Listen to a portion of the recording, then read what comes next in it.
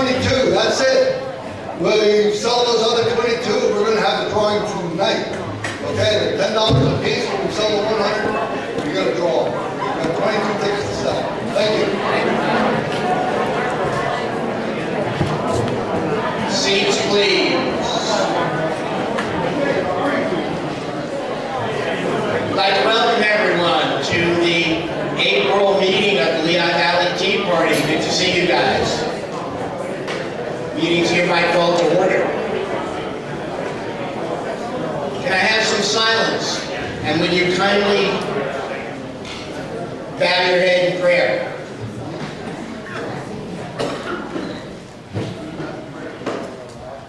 Heavenly Father, we thank you for the gift of life that you have bestowed upon each of us, and for the wonderful people with whom we share our lives. Father, be with us tonight. Fill this room with your Spirit. Fill our hearts with your love, your forgiveness, and your compassion. Guide us as we battle the forces that seek to control us and steal our free will. Give us the strength and determination to vanquish these forces. Help us to expose their lies and to bring truth and honor back to daily life within our society. Most of all, give us the clear vision we need to see our role in this battle and the courage to win. Amen. And if you would rise for a pledge. I pledge allegiance to the flag of the United States of America and to the republic for which it stands, one nation, under God, indivisible, with liberty and justice for all. Thank you. Be seated.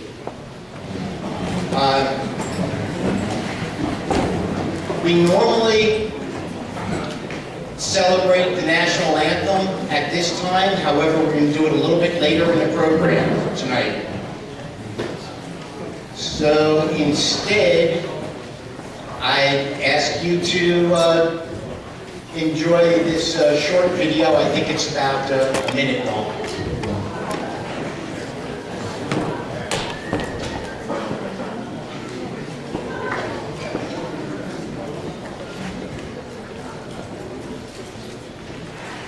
Please raise your right hand and repeat after me. I, Donald John Trump, do solemnly swear. I, Donald John Trump, do solemnly swear. That I will faithfully execute.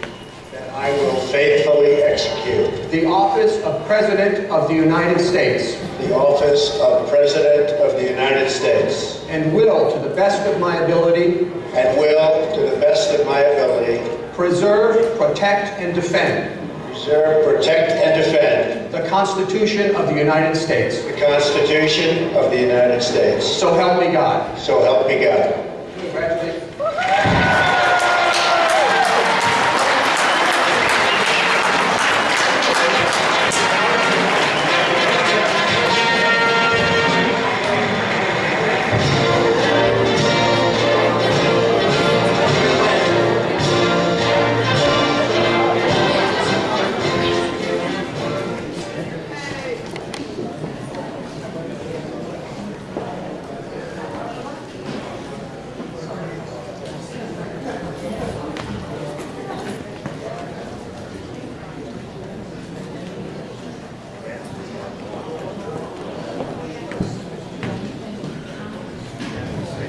As that video closed, there was a short message that says, he needs us more than ever now.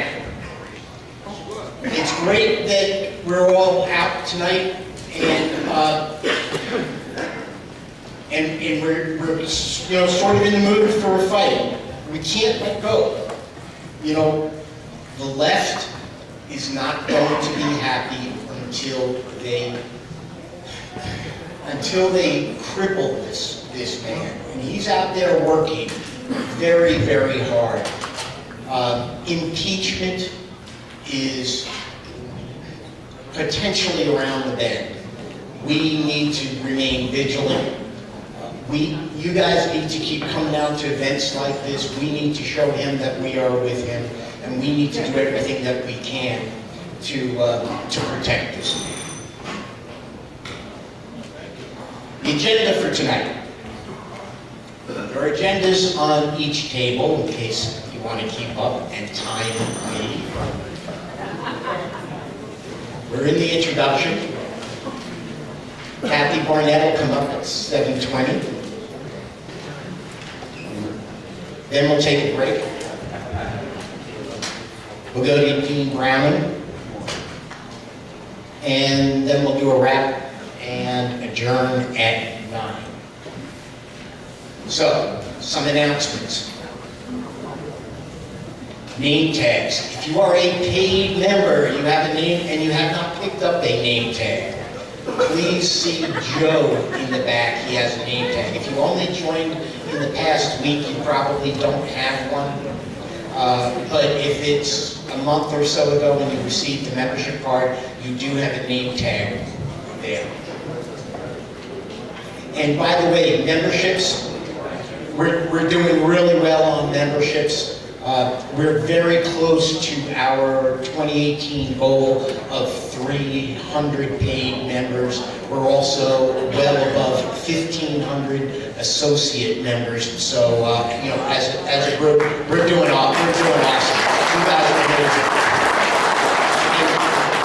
And as you well know, this is at a time when most other groups have shrunk substantially, and many have completely disappeared. So you guys are hanging in there and fighting a good fight. Thank you. First time attendees. Do we have anybody who's here for the first time? A couple of folks. Thank you for coming. Welcome. There are forms on the tables for first-time attendees. If you would care to fill it out, it helps us understand what brought you here so we can do more of the kinds of things that bring new people here. And if you fill out the form, please leave it up front on the technician table before you leave. What we do is we draw one for a free membership from each of those at every meeting. 50-50 raffles. I think everybody got hit probably when you walked in the door. If you have not purchased 50-50 raffles and you would like to, you have an opportunity to do that during a break. Know that the payout is usually around $150. So it's an awesome investment. We will draw a winner toward the end of the meeting. Gun raffle. As Bob mentioned, we've only got 20-something left to sell tonight. 16 left tonight, and we can draw a winner. The thing is, we sell only 100 tickets and draw a winner. So those are awfully good odds. As you've probably heard me say before, most other organizations who sell gun raffles sell 1,000, 2,000, 3,000 tickets for a gun. We sell 100. That's it. The winner gets their choice of Springfield XDS in 45 ACP, or Smith & Wesson 442 in 38 Special, or a Remington 870 12 gauge, or 450 in cash. So that's pretty good. If you'd like a ticket, see Bob. Chips. If you're short on cash, you can buy LVTP chips with your credit card. See Tom in the back. You buy $10 tickets, $10 chips, and then you can spend them anywhere. The key is the chips are only good for tonight. So buy conservative. Cannolis. The Boy Scouts are here again tonight. They were with us last month. And this is the last time they will be here, so at least this year that we know of. they're raising money. They're selling us cannolis in order to raise money for the troop to go to West Point. The dates are up on screen. So how are you guys doing, Andrew? Are you getting close? Yes, we thank you so much for your support. Awesome. They're 2 cannolis short.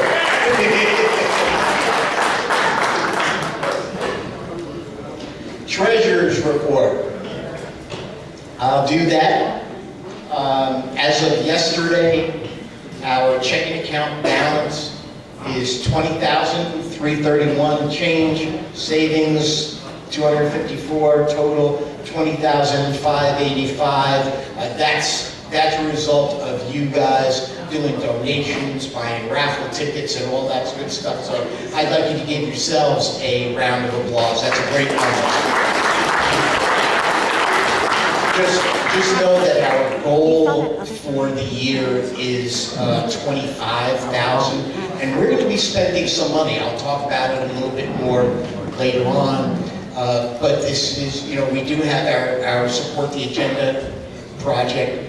We collected some money with that project, and the purpose of that project is to support candidates who support the Trump agenda. So once we get past the primary, we'll be spending some of this money on helping out candidates in various ways. Before we get to our featured speaker, I left out a slide, and I apologize. If Val could come up and speak for a moment for Support the Troops.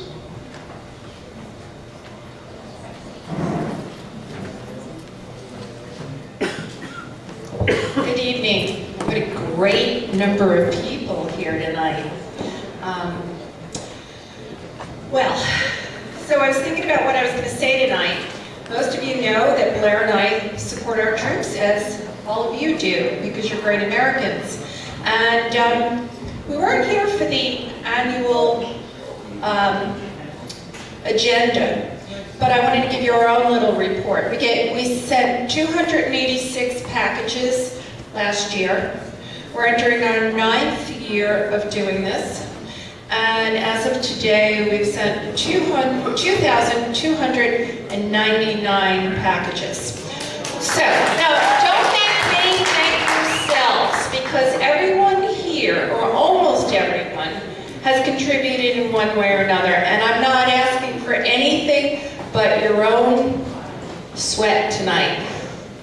I was thinking about complacency.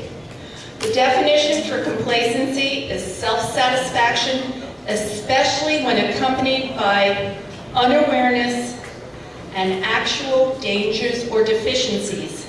And when it comes to safety, complacency can be dangerous. When I read that, I thought, wow, if we don't do something for anything in our life, even if it means cleaning our kitchen counter, if we just get complacent, it piles up, it gets filthy. You know, when you enter the house and you didn't put stuff away from yesterday. But when it comes to our government, and when it comes to the things that we are doing, and when it comes to supporting our troops, if we're complacent, they're not supported. They don't know that we support them. So I have oodles of new stationery, and I'd like everybody during the break, if you can't do it tonight, take some stationery home, write 1 or 2 or 3 or 4 or 10 notes that says, thank you for your support. Those letters mean so much, and we'd like to put like 10 of them in each of our package, but I'm down to put 1 in each, so I need your help. And on that note, I will just read you 1 letter. Hello, Blair and Valerie. I'm writing to say thank you for the second package we received here in Saudi Arabia. We are grateful for your support and your letters. Attached are photos of Major Clark and Major Carlson digging into the box. It was so cool when I got this. The last photo is a snapshot of lunch celebration we had with the Saudi military. I'm in black. I'm in the old uniform that we no longer wear. Sitting the traditional Saudi way and eating with our hands is difficult, but that's the culture here. Please share our gratitude with the CIT Cosmetology students, the Helitone Sportsman Association, and the Lehigh Valley Tea Party. Over here, we interact not only with the Saudis, but also from people from many other countries, and they think the world of America. Okay? They ask us all the time about American movies, places, and people, and they dream about going there. A few weeks ago, a Saudi policeman stopped us downtown. When he found out that we were Americans, he asked if he could practice his English with us. He spoke to us for about an hour, and he asked us all about the show Cops. So we thank you for your support. God bless you all. And as I say, God bless you, God bless our servicemen, God bless their families, and God bless America. And I want your letters. Thank you, Val.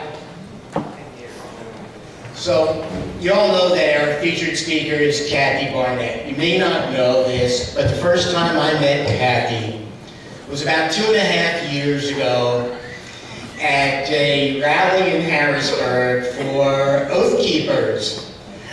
And I'll tell you, it was a cold day. I think it was December, may have been early January. I heard her talk, and I said, wow. This lady is such a powerful individual. And you know, at that very moment, I saw that she spoke the truth. Her talk actually was about the risk, if I remember, the risk of Muslim refugees entering the country at the time. And so, you know, I have got to get her up here to talk with our group. And about 4 or 5 months later, actually it was May of 2016, she did come up and speak with us. At that time, we were meeting over in Lower Saucon at C. Whiteco, and we had an awesome meeting with her. So getting her back here is long overdue. She was actually due to be here this past January, but we got snowed out. So tonight is the rescheduled night. Rather than me go on and gloat about her current stardom, what I can tell you is she's come a long way from the steps of Harrisburg. And these days she's on Fox News regularly, usually way early before I'm up in the morning. But I thought I would play a short clip and this of her, and this is about crosses at Arlington Cemetery. Here is what the American Humanist Association had to say about it. Their statement was that government war memorials should respect all veterans, not just those from one religious group. The cross unconstitutionally endorses Christianity and favors Christian soldiers to exclusion of all others. But that's not true. Not at Arlington National Cemetery, for sure. You know what? Humanism is like an autoimmune deficiency. They will eventually eat themselves alive. But I love what our founding father, John Adams, says, that our country, or our Constitution, and by extension, America, is made only for a moral and religious people. So I would take it a step further to say that America cannot exist. America, as you and I have come to know her, being the land of freedom, the land of opportunity, the land of prosperity, a shining beacon of hope to so many nations, cannot exist apart from the influence of Christianity, apart from the influences of Jesus Christ. So again, try as they may, Christianity is a significant part of our culture.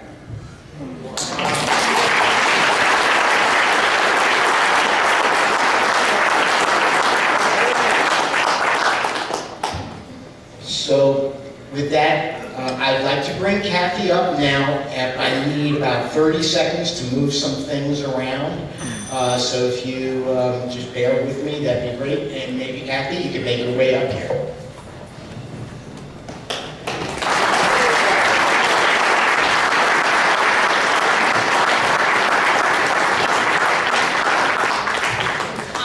So generous. Thank you so much. I feel a little bit embarrassed after that, but I know that, Tom has been such a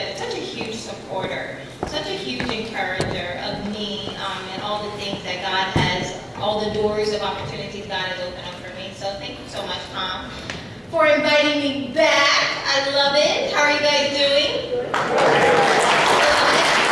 listen, I have a treat for you guys because I brought along with me one of my besties. I love her. I'm going to butcher her name because I always do. Deborah Antignato. Okay. I met Deborah when the first time I went on Fox. She was also one of the moms. I started off doing mom panels with her. And I did a double take when we were on national television. All this girl kept doing was talking about Jesus, Jesus, Jesus. I was like, who says Jesus on national television? It was Deborah. And so I did a beeline to her after it was over. And we've been kind of connected by heartstrings. And I just love her. But she is also a very accomplished singer as well. So she's going to lead us in the national anthem. Deborah.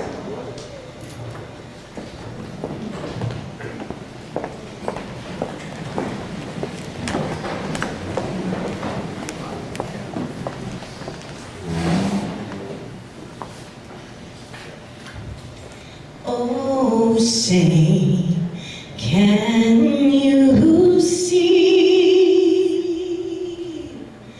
by the dawn's early light what so proudly we hailed at the twilight's last gleaming, whose broad stripes and bright stars through the perilous fight all around sweet wine was so gallantly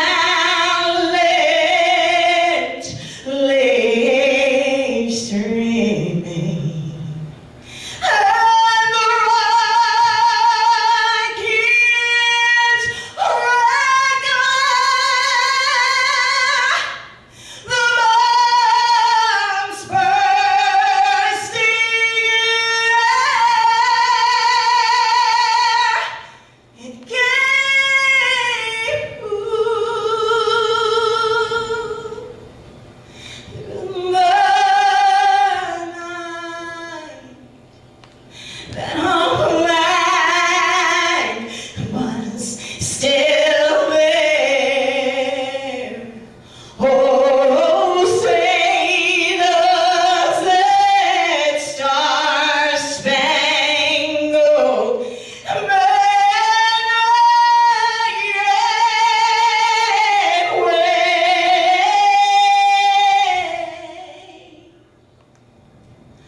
Oh, the land and of the free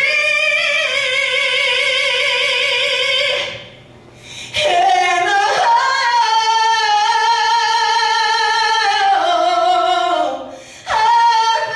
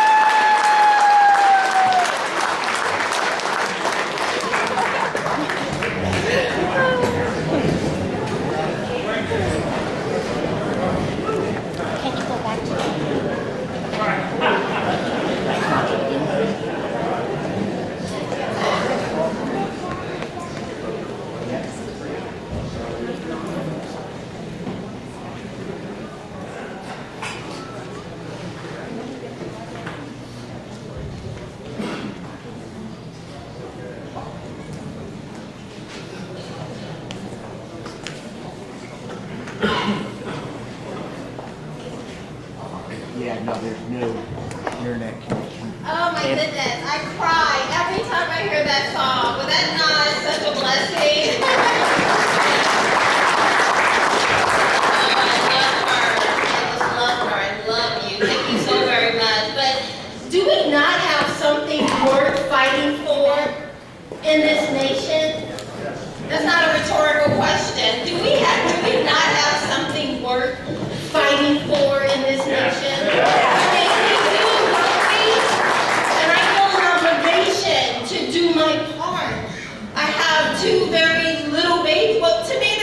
babies. I still see them as little babies. And I constantly think, I was talking to Deborah and her lovely family a little bit earlier, that one day I am going to hand over my part to my babies. One day, we're going to hand over to the next generation. And if we can't even decide which bathrooms people should go in today, can you imagine what they're going to have to contend with? Wrap your mind around that. We're confused about something that wasn't very confusing until about 8 years ago. Can you imagine what they're going to inherit in about 10 years from now? And I think all the time, I love reading about our founding fathers, and I always remind myself, it's no longer on their watch. They did what they came to do. It's now on my watch. And what am I going to bequeath to the next generation? Do you guys ever think about that? Can you imagine what our babies are going to have to inherit one day? Now, I had another video, but it is linked to the web, and so it's not coming up, so this is slide number 2. But slide number 1, it's just, I wanted to kind of take you guys through a journey of some of the disinformation that we're receiving. And it started off with just taking a look at, I just put on YouTube, millennials' thoughts on gun control. And I just got this montage video of millennials saying some of the darndest things. Did you guys know that they are now the largest voting bloc? That should be scary for most of you. If you listen, not all of them. I have met some millennials, and I'm so impressed, and I'm so encouraged when I talk to them. But by golly, some of the ones we see on television, and you ask them simple questions, because with millennials, they have a tremendous amount of energy and enthusiasm, and they want a purpose. At the end of the day, they just want a purpose. They want a cause. They want something bigger than themselves. And the rest of the world continues to tell them, no. See, you're the center of the universe. Everything goes around you, flows around you. And then we wonder why we have so much chaos in our culture right now. But these millennials, God bless them, they are just looking for a purpose. They're looking for a cause. And so they run behind things like, March for Our Lives. And then you ask them, well, what is an assault weapon? That montage would have had y'all cracking up. Because, God bless her, one of them gave me hope that he actually knew.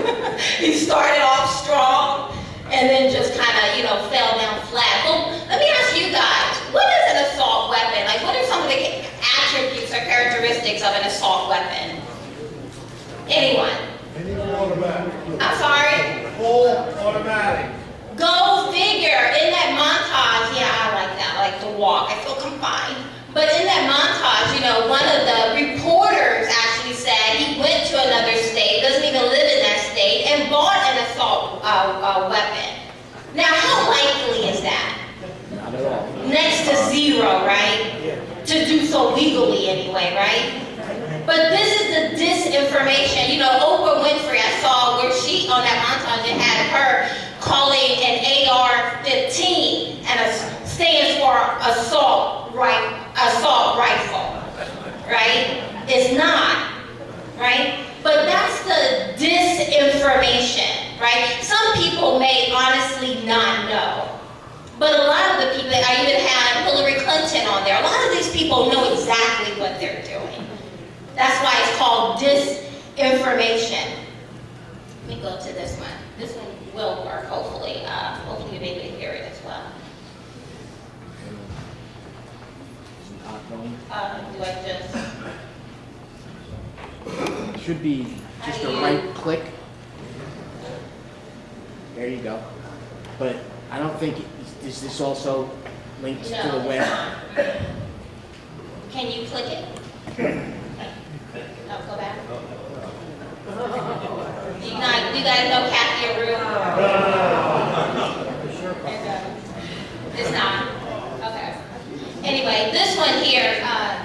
totally right there. The previous one is showing, I captured a video. I collect videos. I collect videos and news articles all the time. That's just kind of interesting. And the previous one, how many of you guys are aware of a caravan that's on its way or was on its way? Yeah, right. It's been diverted. It's disbanded. I don't know, but it's not coming as it is. But what I thought was interesting as I was listening to that is that, you know, they always bring these subject matter experts coming in, and one is sympathetic to the migrants who are coming up here. And he says, listen, what we're going to do is they're going to come and we're going to catch and release them and show them, you know, walk them through the process of submitting paperwork for asylum. And I just thought to myself, I mean, like, this is the strategy of catching, knowingly allowing, knowingly at some point even inviting.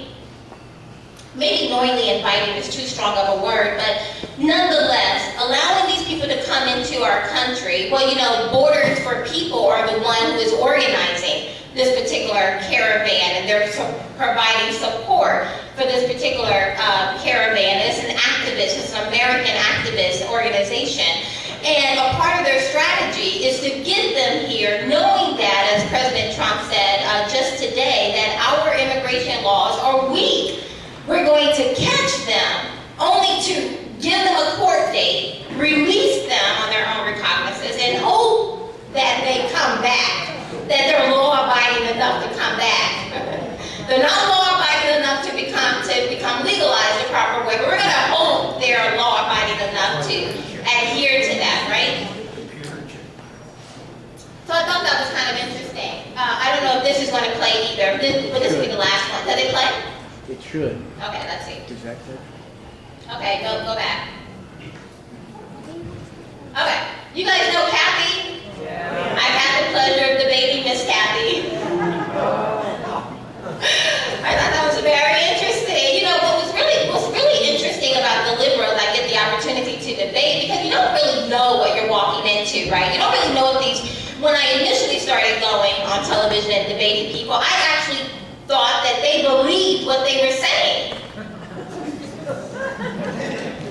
I mean, don't they present a really good front that they're believers, that they buy into this? But then a funny thing happens. You go into the green room and you just start having conversation with these people, and they're actually quite logical. And they don't really espouse these things. For example, Kathy, you know, she is always on Tucker talking about feminist issues, right? We were actually on debating about feminist issues. I think it was when Nancy Pelosi was saying, you know, that we need to just vote for a woman, right? And she was espousing the fact that we just need to vote for a woman. I was like, listen, this is not about ovaries, but this is about something much bigger than ovaries, right? And so anyway, so she's presenting herself as a feminist. We walk into the green room and she says, oh, can you take a picture? I have this guy he has a shoe fetish, and he loves for me to take pictures of my shoes and my feet.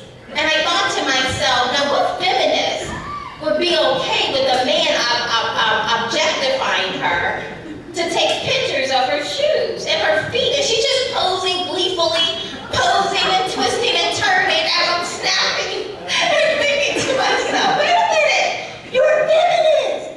You wouldn't allow a man to objectify you like that, right?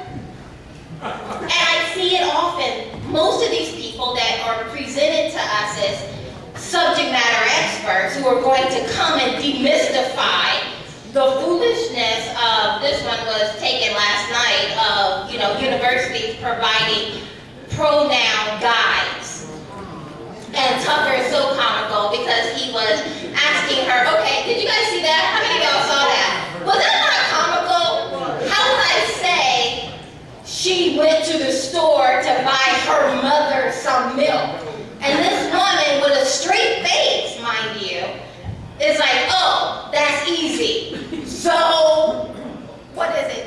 Zozy Yo is in there somewhere. And Tucker's like, that's pigeon talk. And again, I think to myself, if we're having problems, I homeschool my children, and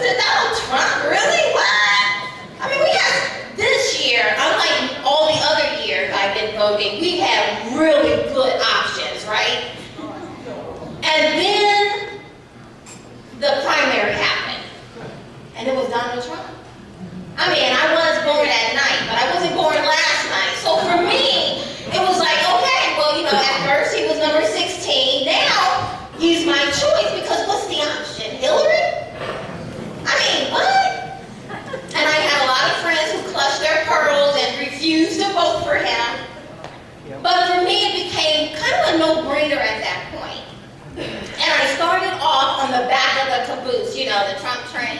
I was like, yeah, I'm on the train, but I'm on the back. I'm barely holding on to this caboose. And in this swing somewhere, I don't know where, but I was like, I was at the front conducting, telling the conductor, don't turn here, go there. I am all about this president.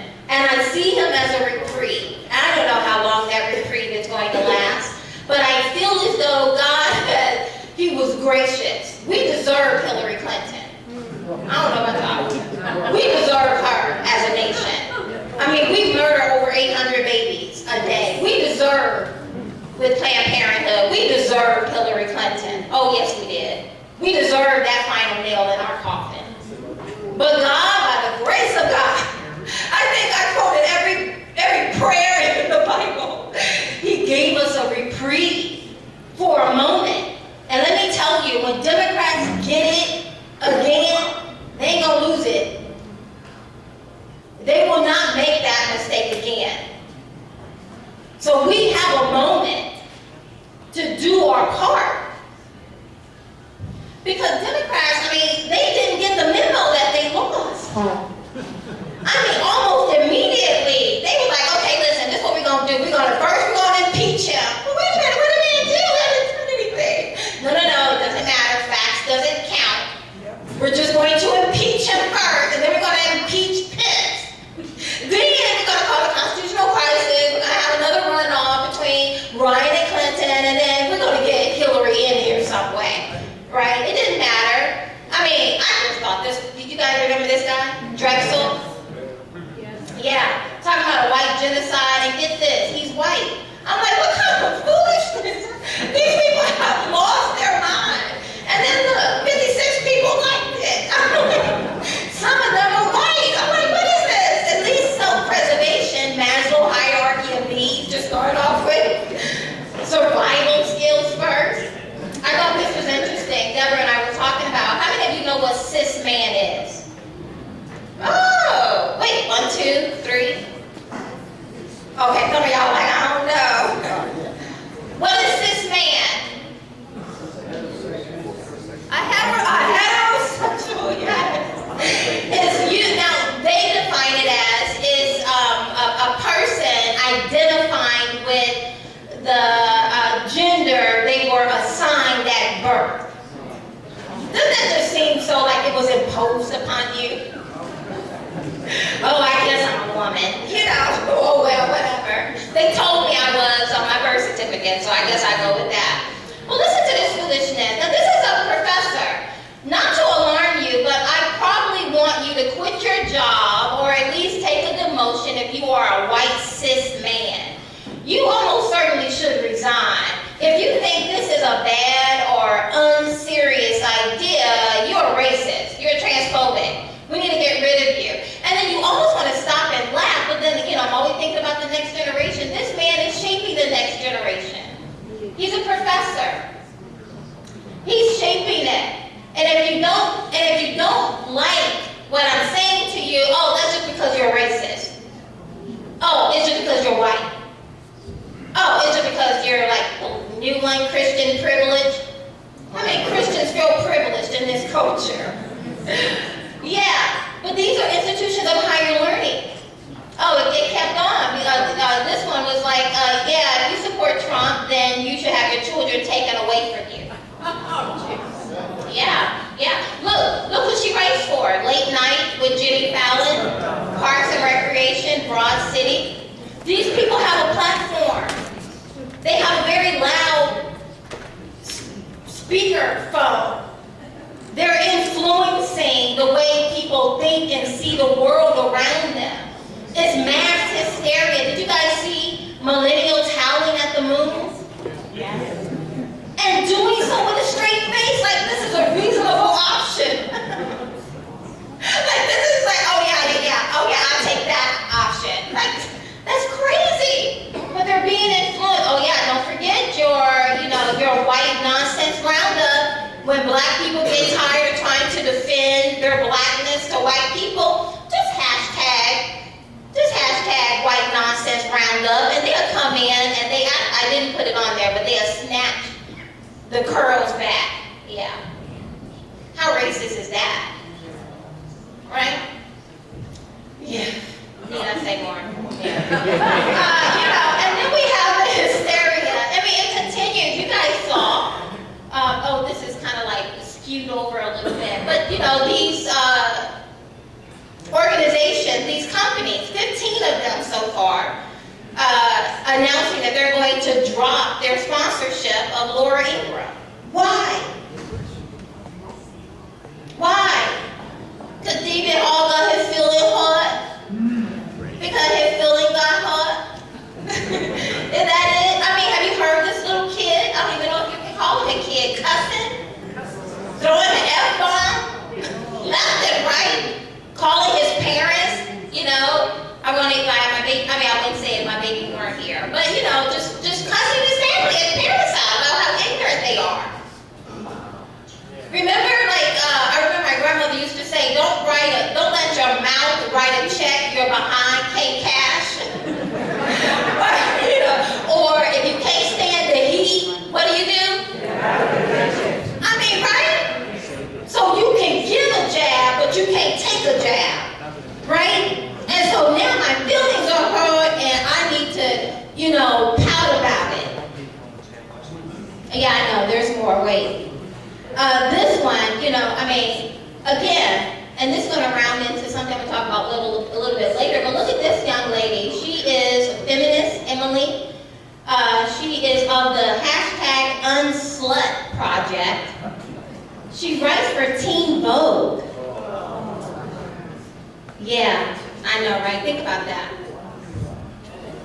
My baby will never read Teen Vogue. They don't read any of that anyway, but think about this. She's over the Unslut project. She writes for Teen Vogue. Need I say more? But I will. Look what she says up here. She says, here's an unpopular opinion. I'm actually not at all concerned about innocent men losing their jobs over false sexual assault / harassment allegations. Sorry. If some innocent men's reputations have to take a hit in the process of undoing the patriarchy, that is a price I am absolutely willing to pay. Yeah. But then they look at us when we say these things like, oh, that's not true. Who would do that? If a woman says that happened, it happened. You can't argue it. I told my husband and my brother, as soon as this Me Too movement started up, watch yourself. Because all it will take is an allegation. It doesn't have to be true. It doesn't have to be true. You're done for. It's over. And we see it. Right? It doesn't even have to be true. Oh, one more. I mean, just because. Remember this one? He's can my children be friends with white people? This man was all over the place on one talk show after another. People actually entertaining this foolishness. I love Thomas Sowell. I'm going to just condense this. He says, the real motives of liberals have nothing to do with the welfare of other people. I know, right? I mean, you listen to them, it's bleeding hearts. It's bleeding hearts. They just love themselves some poor people. They love themselves some black people. But Thomas Sowell says, it has nothing to do with the welfare of people. Instead, they have two related goals. One is to establish themselves as morally and intellectually superior, and two, to gather as much power as possible. Right? That's the motive, right?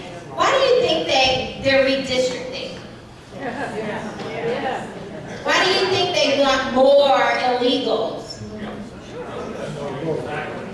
Votes. I'm going to put that up here as well. More, because, someone was saying, well, Kathy, how do you prove these things that you're saying? It's just your opinions. Like, well, I'm taking their words, and I'm just showing it to you. And my babies can connect the dots. Surely grown folks should be able as we move through 2018? Unity? Oh, you guys are so negative. More identity politics? I mean, it's a winner. Identity politics, mania, howling at the moon. Oh my goodness, I'm so embarrassed. More disinformation. Yeah, more disinformation. Solutions to our problems? Or will we be talking about Stormy Daniels? Right? Oh, not China trade. EPA, Pruitt, spending $50 for a hotel room. We're gonna talk about that. Cooperation. Yeah. Illegal immigration. Yeah. What about a return to a nation of laws?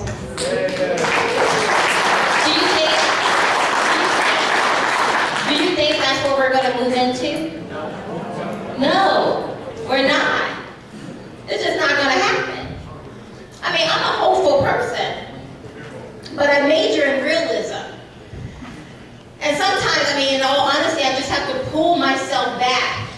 I mean, sometimes I don't even, sometimes you come in my home, this is all we have on the news all day long. But then weeks go by sometimes where I just have to turn it off. It's just too much, it's too overwhelming. Just the foolishness of it all. But I mean, Russia collusion, interference, investigation, it just goes on and on and on, right? I mean, I don't know what it is. What is it? What are they calling it? Are they calling it a matter yet? A matter? It hasn't been demoted to a matter yet, right? Resistance is paying for them. I mean, it's paying off for them. Just a party of no. Why not? Racism. Yeah, I don't know if y'all saw Al Sharpton at the latest tragedy, Black Lives Matter movement. And then you had, maybe earlier this week, 12 young black people get shot in Chicago. Where's Black Lives Matter? Where's Al Sharpton? Where's Jesse Jackson? Where's Obama down? Where is everyone? Wait a minute. Parkland happens. Different look on their faces. Little white kids, little white moms crying. Everybody's enraged. Everyone wants to take to the streets. Now we got black kids shooting other black kids. Well, wait a minute, where's the outrage? Where are the politicians?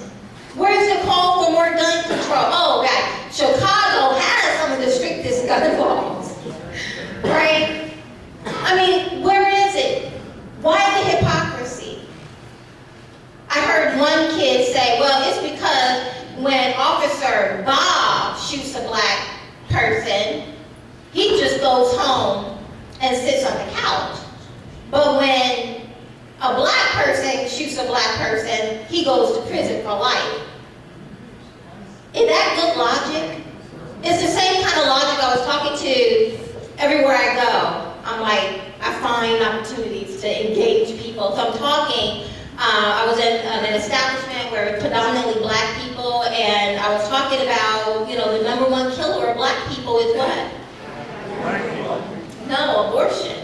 I guess black people, black mamas. Some of the unsafe places for a black baby to be is in his black mama's belly. And that should be anathema to someone.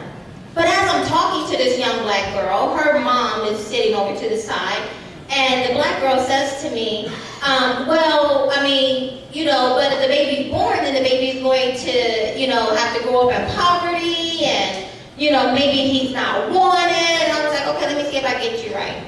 It's more humane in your mind to murder the baby than to give the baby an opportunity to live out his purpose.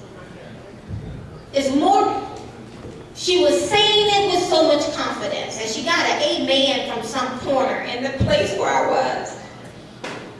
It's the twisted logic that we're living in. And whether it's David Hall and his lies and sensitivity because somebody called him not so nice of a name, or if it's Black Lives Matter, or if it's that young black girl I was talking to in this establishment. It's just running rampant all throughout our nation. This is what I think we're going to continue to see as we move throughout 2018. We're going to continue to see disinformation. I mean, it's one thing not to know something, but it's something completely different to know, perpetrate a fraud, and sell a lie. And this is what we see time and time again. You can barely, I mean, you can have me on one side, you can have a liberal on the other side, talking about the same topic, and all you see is me saying what I think, this person saying what they think, and no one ever tries to say, okay, well, let's see where the truth is in this situation, right? You just have people now have the ability to just come and stand, speak a bald-faced lie in your face, and expect not to be challenged. Because if you challenge them, or phobic of some sort, right?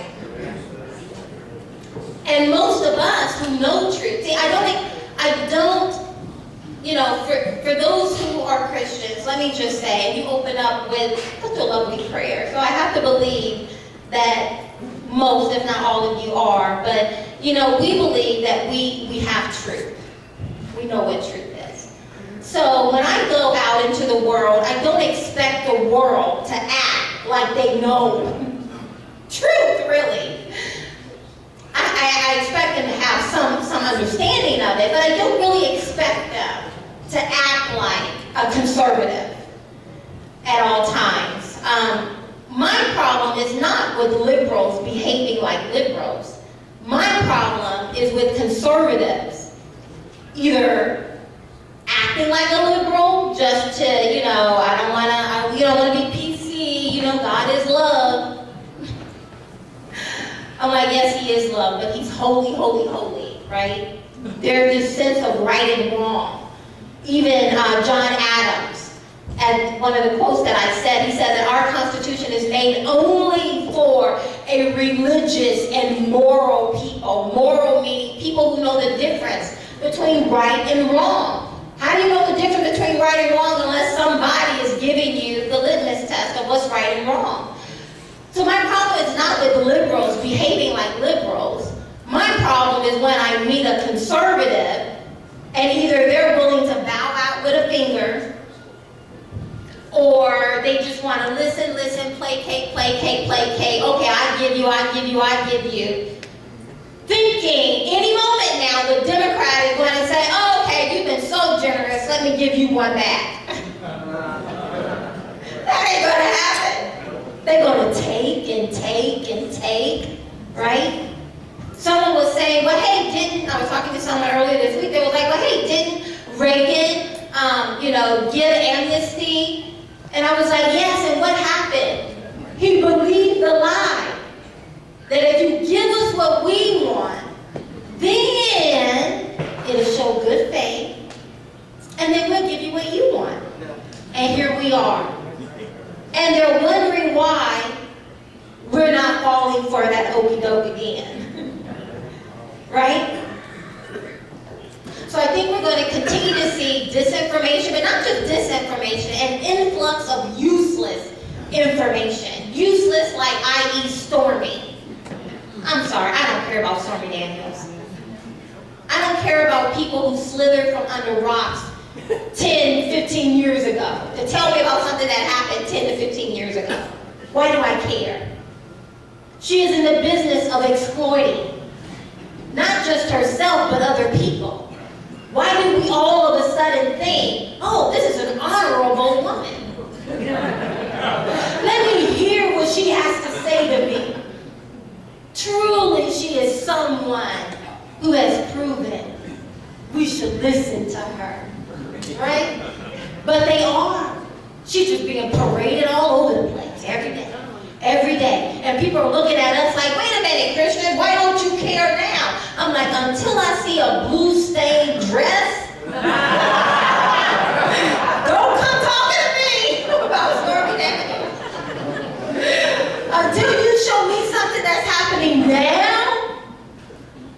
I don't care. And you just have to be blunt about it. We just have to say what we mean and mean what we say and keep it moving. We're being, inundated, influx of useless information like, Dr. Ben Carson purchasing a table. That was too much. Or Scott Pruitt, the EPA, renting a room for $50 from a lobbyist. These are the things that they're inundating us with. That's the cover of news. That's what they want to make newsworthy for us. We're inundated with the foolishness. But we have to be mindful of that.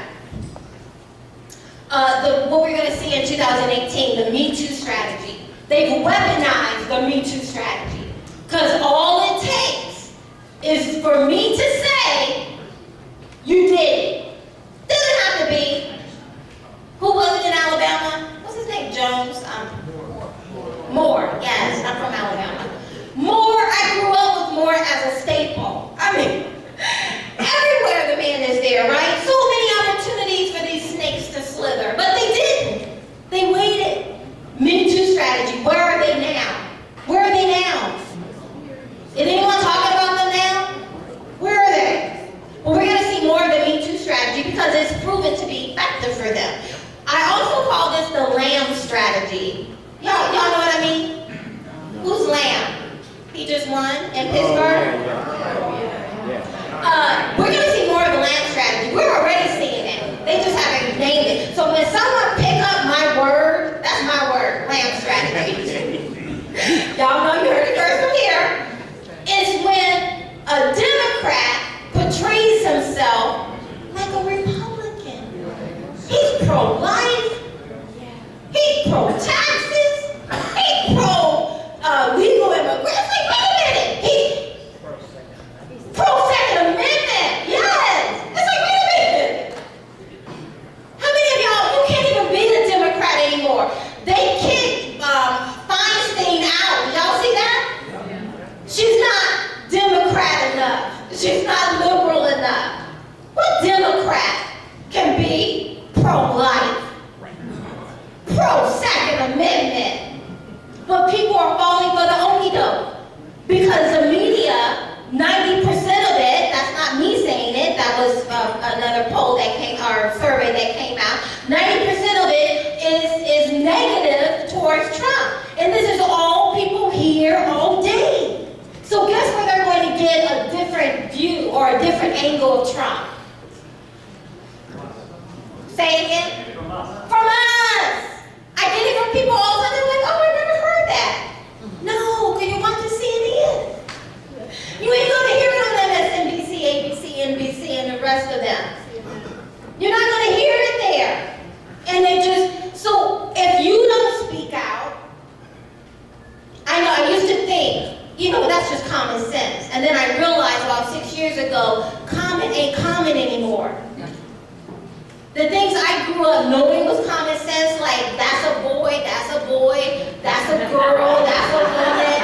It just ain't common no more. I gotta sit and wait for you to tell me if you were a girl today. Harvard University last year said it's fluid. So maybe you feel like a nut now, but tomorrow you may not. You may feel like a man again, right? But I should be okay with you walking in the bathroom to me. What if you see me and all of a sudden remember you're a man? I don't know. How do I know? Why should I play Russian roulette? Why should I pretend to be confused? Because you're confused. But that's the world we're living in. And how are they going to hear anything other? They won't. The last one is a lack of Republican messaging. How many of y'all are so sick and tired of our Republican leaders? Democrats got nothing. They voted no on everything. They resisted everything. I tell black people all the time, when was the last time you saw Democrats shut down the government for us? Never would be the answer. Right? You have these Democrats going hard for these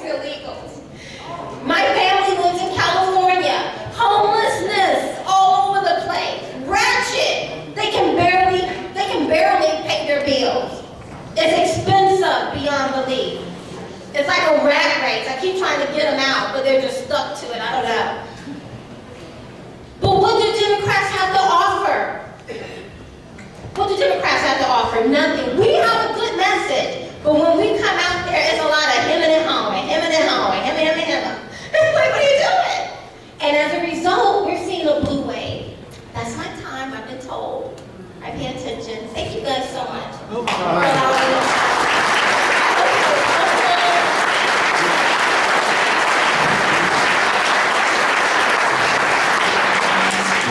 Time for one, maybe two very quick questions. If someone has a question of Kathy, and if not, we're going to go to break. Any questions? There is one over there.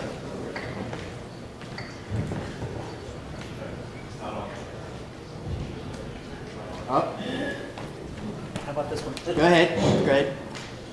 Can the federal government get more forceful with Governor Jerry Brown? Is it possible to enforce the law out there in California against this guy's policy? Yeah, I'm not a lawyer, so I don't know what can and cannot be done to the extent. But like you, I'm very watchful. I study, I read. I know that they're trying to. But this is the thing with Democrats. They are, I mean, it is amazing how they're able to get their perspective. And they have the ears of our nation to do so. Is there another question? Hang on, we'll get a mic to you. Ran over this one.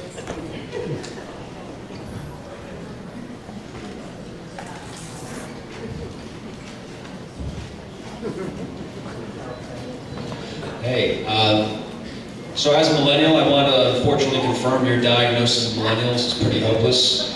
And I was wondering, as a millennial, I assume that some people in this crowd have the good fortune to be retired. I have to go out and actually in sales, have to convince people to buy something or else my family doesn't eat. And that means that I got to be very, very soft-spoken. I really appreciate you going out there and sticking your neck out there. Because if somebody sees me at some event, and then I'm meeting with that person later, and they're like, oh, I don't like what this guy said. So when he's working for Nestle, working for Johnson & Johnson. That all comes back on me. And I was wondering, do you have any thoughts about that? This is something I think is really important that we really don't talk about as conservatives, how we can't trust our First Amendment rights to be protected. And they won't, and history shows that they won't. I mean, you can get fired from your job. We've seen that. A number of people have been fired from their job just for posting things on their Facebook page, right? Someone sees a Facebook page post, but, you know, and I have thought about it. And the thing that I walked away with personally is that it's going to cost us something. I know that's not the, you know, like the quick fix and make you feel better. This last election, I think I lost all my black friends. I don't have any of them.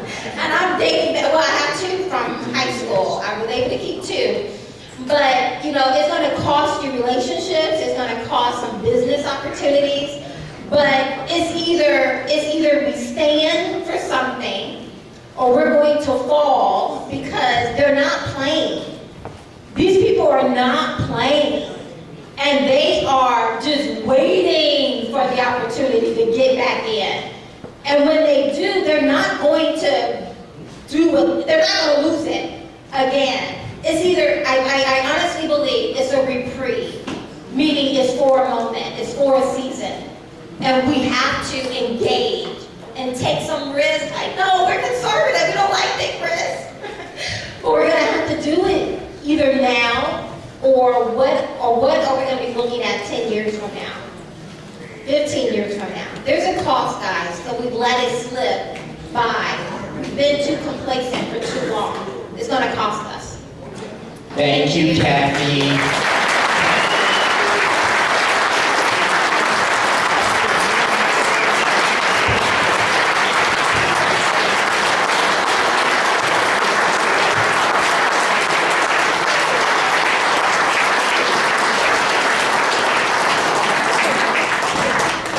Okay, thank you very much. Kathy's going to stick around. You can talk with her during the break, and afterward, donations. There are buckets on the tables.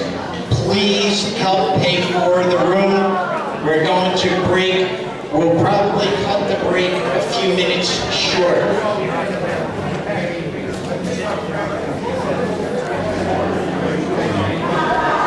And folks, get a cannoli. Please get a cannoli from the Boy Scouts.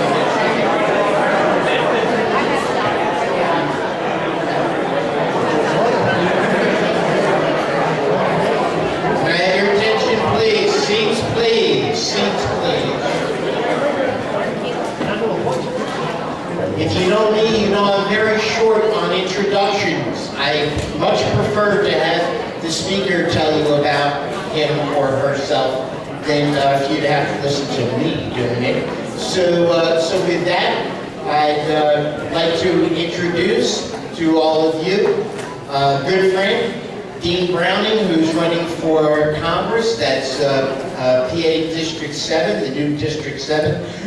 Most important, most of us know it as the former Charlie Dent seat.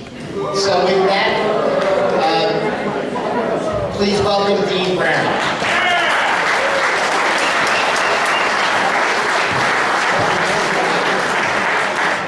I guess when you're the undercard speaker, you don't get that much in the way of an introduction. Thank you very much. Thank you, and thank you to the members of the Lehigh Valley Tea Party for putting together a great event and for also allowing me to speak to you. I believe our country is at a crossroads, and there's a tremendous struggle going on as to which direction we will take. This past Tuesday, I had the opportunity to attend the Business Matters debate with the Democratic candidates for this seat. And I can tell you, there's no mistaking the direction that they want to take this country. In my opinion, the election of Donald Trump is our last best chance to change the direction of this country and put it back on the right path. And the Democrats realize this. One of the candidates at the debate described President Trump as a malignant narcissist who should be prevented from conducting any foreign policy until the Mueller investigation is done. They are going to fight tooth and nail to cripple his presidency and to change and prevent him from enacting his policies. I'm running for Congress because I want to be part of the fight to make sure that the president and our country are successful in that battle.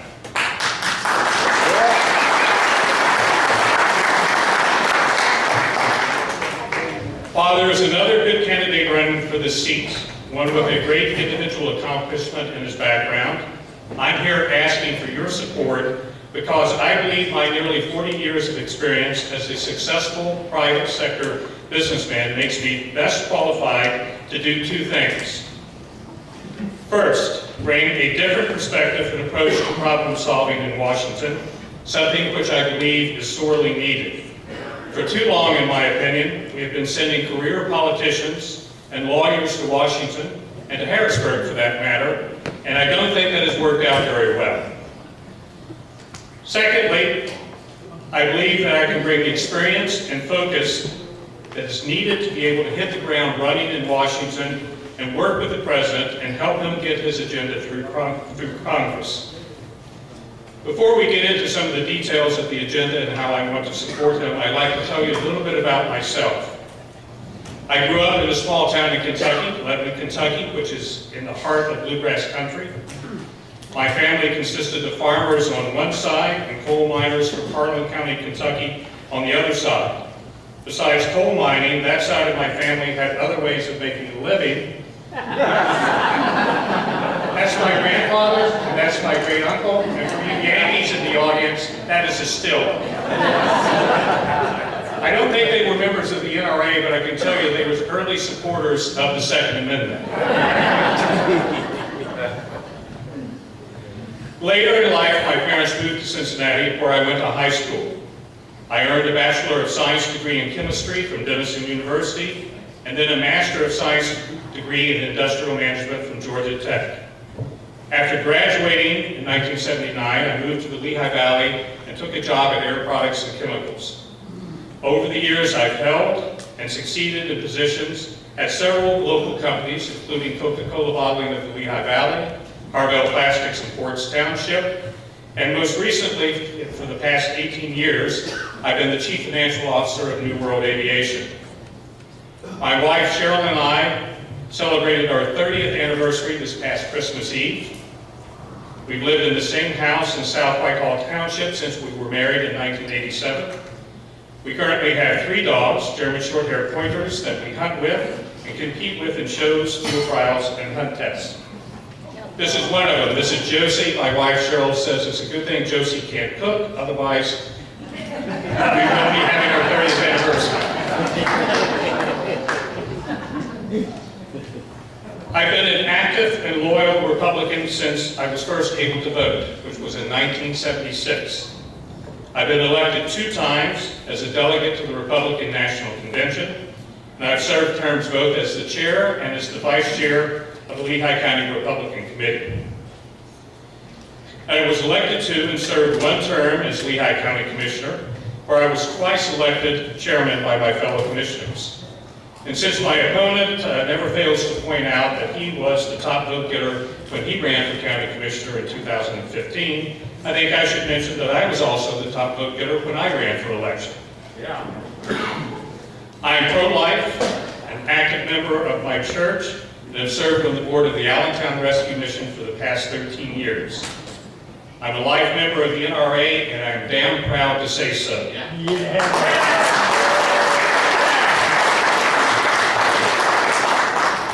I'm a strong supporter of the Second Amendment and will fight tooth and nail in Congress to protect and expand our rights. That includes working to pass national reciprocity.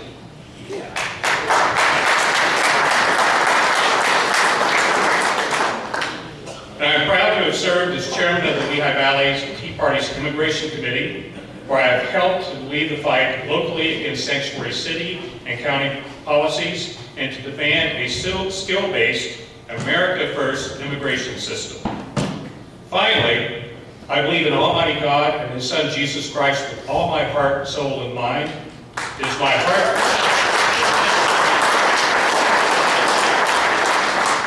my heartfelt desire to be able to serve the citizens of the Pennsylvania 7th Congressional District and of our great nation, and through that to bring glory to Almighty God and His Son.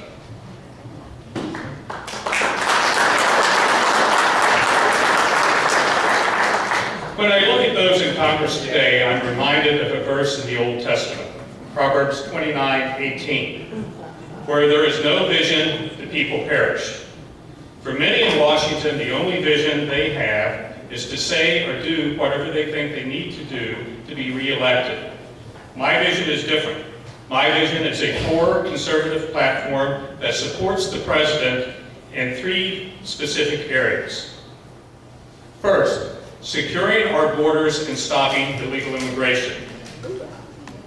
Second, strengthening our military and keeping America safe. And third, growing our economy and creating good-paying jobs for Americans. On immigration, my views are very straightforward and explained very simply. Those that should get into our country get in, those that shouldn't get in are kept out, and those that are here that shouldn't be will be required to leave. Let's start with the first part of that. Those that should get into our country get in. Over the past several years, the United States has accepted, on average, 1 million legal immigrants each and every year. This has been done with little or no thought or planning as to what skills they would bring to the table to make America better. We need a different approach to legal immigration, one that is focused on skill-based, coupled with a focus on and a goal of rapid assimilation and integration into our culture. We need to end both chain migration and the visa lottery, period.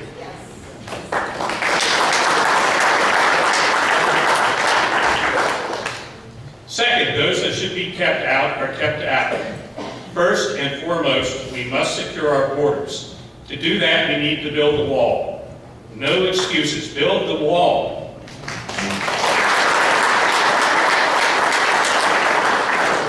And we must increase border security. In addition, I fully support President Trump's travel ban and his extreme vetting process. It makes absolutely no sense to allow immigration from countries that are hostile to us or where there is no functioning government. Regarding the recurring immigration debate in Washington, I flatly oppose any so-called clean docket bill. I trust President Trump's skills as a negotiator, and I'm willing to give him the benefit of the doubt, but none of us should accept or tolerate anything less than an immigration policy that puts America and Americans first, and that means securing our borders.